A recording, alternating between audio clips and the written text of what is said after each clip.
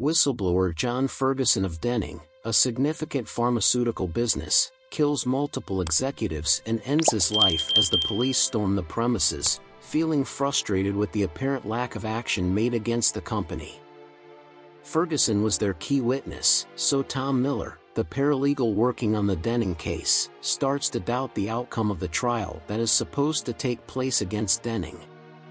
When Miller sends an unsolicited memo on a case unconnected to the Gambizzi criminal family, Alan Emmerich, one of the partners at the law company, fires him.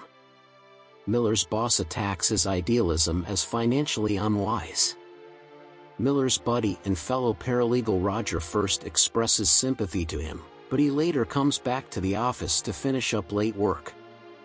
Emmerich cancels the rest of the employees' plans, sending Miller's girlfriend Anna home early because of a malfunctioning internet connection at the company. Miller notices a man in a suit setting down a briefcase as he exits the building. Then another man takes the baggage and goes into an elevator. Miller pursues the man with the suitcase out of curiosity, only to witness him take out a revolver from the briefcase and kill the lawyer Janine. Miller finds the body of a security guard in the restroom as he flees from the murderer in a panic.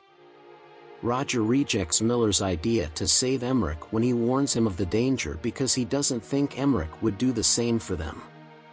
Still, Miller tells Roger to get in touch with the police while he searches for Emmerich.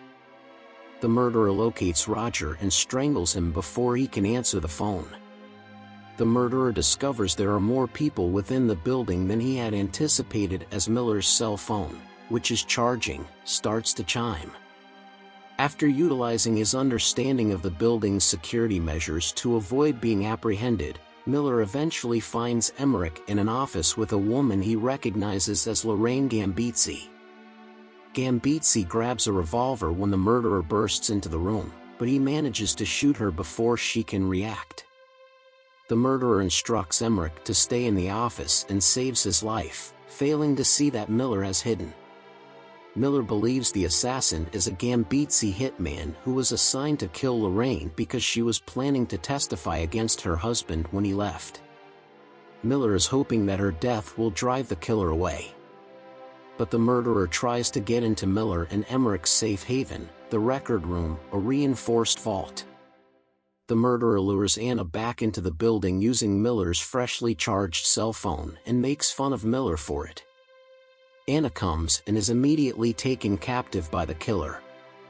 When Miller emerges from the vault, he tries to exchange his access card for Anna's life, but the assassin backtracks and shoots Emmerich in the process. With the records now in his possession, the murderer ignites a fire before realizing that Miller had conned him into taking a phony access card. He chokes and passes out while being held captive in the vault while the records burn. Miller discovers the murderer has recovered as he goes into the room to put out the fire. Miller is being beaten by the killer until Anna uses a fire extinguisher to knock him out. Emmerich finds the murderer's handgun and shoots him to death. The murderer whispers Miller a code before he passes away. Inquiring further about the murderer's final remarks, Miller finds that Emmerich most likely chose to kill Roger in response to his own disclosures regarding the law firm's plan to lose the Denning case. Emmerich urges him to destroy the evidence when he confronts him since, in his opinion, the pharmaceutical firm is more vicious and powerful than any criminal family. Miller declines, and Emmerich ends his own life. The killer's previous accomplice, who is now revealed to be a police officer, notifies his superiors as Miller and Anna exit the building, and a hitman outside the building radios that he has visual confirmation of Miller.